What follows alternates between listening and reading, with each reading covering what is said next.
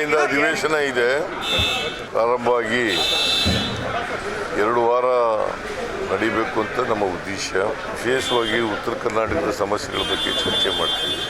ನೋಡೋಣ ಅವ್ರು ಏನು ಮತ್ತೆ ವಿರೋಧ ಪಕ್ಷದವರು ಯಾವ ವಿಚಾರ ಪ್ರಸ್ತಾಪ ಮಾಡ್ತಾರೆ ಚರ್ಚೆ ಮಾಡಿ ಅದು ಉತ್ತಮ.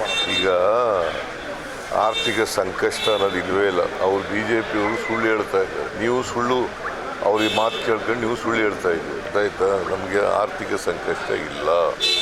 ನಾವು ಒಂದು ಕಡೆ ಕರ್ನಾಟಕದಲ್ಲಿ ಗ್ಯಾರಂಟಿ ಯೋಜನೆಗಳನ್ನು ವಿರೋಧ ಮಾಡ್ತಾರೆ, ಇನ್ನೊಂದು ಕಡೆ ಅವರೇ ಗ್ಯಾರಂಟಿ ಯೋಜನೆಗಳನ್ನು ಘೋಷಣೆ ಮಾಡ್ತಾರೆ. ಇದು ಇಬ್ಬಂದಿತನ ಅಲ್ವಾ? BJPಗೆ ಒಂದು ಸ್ಪಷ್ಟವಾದಂಥ ನಿಲುವಿಲ್ಲ. ಅವರಿಗೆ ಸುಳ್ಳು ಅಪಪ್ರಚಾರ ಮಾಡ್ತಾರೆ. ದುಡ್ಡಿಲ್ಲ ಕಾಂಗ್ರೆಸ್ ಸರ್ಕಾರದಲ್ಲಿ ಕರ್ನಾಟಕದಲ್ಲಿ ಅಂತ ಸುಳ್ಳು ಹೇಳ್ತಾ ಇದ್ದಾರೆ. ಯಾವ ಕೆಲಸ ದುಡ್ಡಿದ್ದೇನೆ ನಿಂತಿದೆ ಅದನ್ನು ಹೇಳ್ಬೇಕಲ್ಲ. ಬಜೆಟ್ನಲ್ಲಿ ಘೋಷಣೆ ಮಾಡಿರ್ತಕ್ಕಂಥ ಯಾವ ಕೆಲಸ ನಿಂತಿದೆ ಹೇಳಿ. ಬಳ್ಳಾರಿನಲ್ಲಿ ಆಗಿರೋದು ನಿಜ. ನಾನು ಮೀಟಿಂಗ್ ಮಾಡಿದ್ದೀನಿ.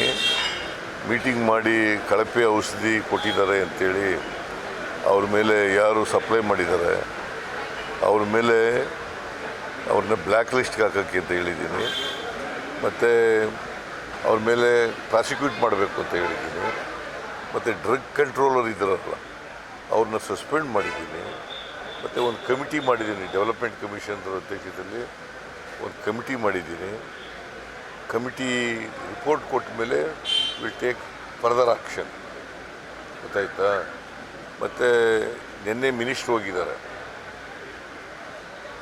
ಹೋಗಿದ್ದಾಗ ಅವರು ಎಲ್ಲ ಪರಿಶೀಲನೆ ಮಾಡಿ ರಿಪೋರ್ಟ್ ಕೊಡ್ತಾರೆ. ಆ ರಿಪೋರ್ಟು ಎಲ್ಲ ನೋಡ್ಕೊಂಡು ಡೆವಲಪ್ಮೆಂಟ್ ಕಮಿಷನರು ಕಮಿಟಿ ಮಾಡಿದ್ದೀವಲ್ಲ ಅವರು ಕೊಡ್ತಕ್ಕಂಥ ರಿಪೋರ್ಟ್ ಅದ್ರ ಮೇಲೆ ಕ್ರಮ ತಗೊಳ್ತೀವಿ. ಮೋಸ್ಟ್ ಅನ್ಫಾರ್ಚುನೇಟ್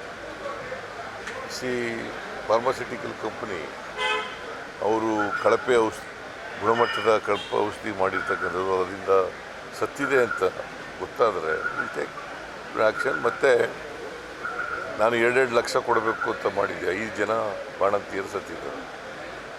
5 ಲಕ್ಷ ಕೊಡ್ತಾಯಿದ್ದೀವಿ ಈಗ ಪರಿಹಾರ.